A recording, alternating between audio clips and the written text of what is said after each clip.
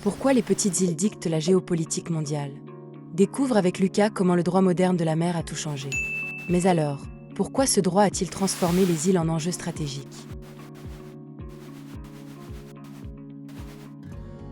Lucas découvre que le droit moderne de la mer attribue à chaque île une zone économique exclusive, élargissant la souveraineté maritime d'un État. Ainsi, les îles deviennent stratégiques. Mais alors, comment la globalisation a-t-elle intégré ces îles dans les échanges mondiaux?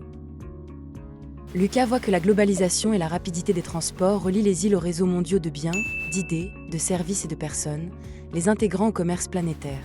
Mais alors, pourquoi ces petites îles sont-elles responsables d'une part disproportionnée des émissions de carbone? Lucas apprend que, même si les petites îles ne produisent que 1,5% des émissions mondiales, elles subissent les effets les plus sévères du climat, les plaçant au cœur des négociations climatiques. Mais alors, comment ces enjeux climatiques influencent-ils les stratégies géopolitiques des grandes puissances? Lucas remarque que les grandes puissances sécurisent les zones maritimes autour des îles pour contrôler les routes commerciales et les ressources, tout en soutenant les îles vulnérables pour gagner leur soutien diplomatique. Mais alors, pourquoi tout cela rend-il les petites îles si décisives dans le jeu mondial? Lucas comprend que chaque île est un point d'ancrage juridique, économique et climatique qui, combiné, peut basculer les équilibres de pouvoir, faisant d'elles des cartes maîtresses de la diplomatie internationale. Ainsi, les petites îles dictent la géopolitique mondiale. Mais alors, pourquoi même les minuscules îles peuvent devenir des leviers géopolitiques majeurs?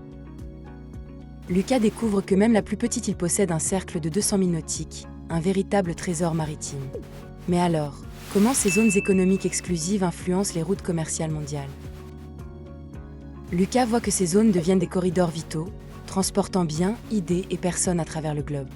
Mais alors, pourquoi ces corridors maritimes suscitent-ils des rivalités militaires accrues? Lucas réalise que les tensions autour des îles s'intensifient depuis 150 ans, dès que les émissions humaines ont commencé à impacter le climat. Mais alors, quel levier rend les petites îles décisives aujourd'hui? Lucas constate qu'à la COP26, les petites îles ont placé le climat au cœur des négociations, forçant les grandes puissances à revoir leur stratégie. Mais alors, pourquoi les petites îles dictent la géopolitique mondiale?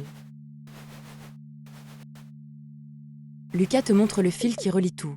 Le droit moderne de la mer, les zones économiques exclusives, les enjeux climatiques et les routes maritimes font des petites îles le levier décisif des grandes puissances. Voilà pourquoi les petites îles dictent la géopolitique mondiale. Voilà toute l'histoire, d'un seul regard. Maintenant, tu sais. Dessine-moi le monde.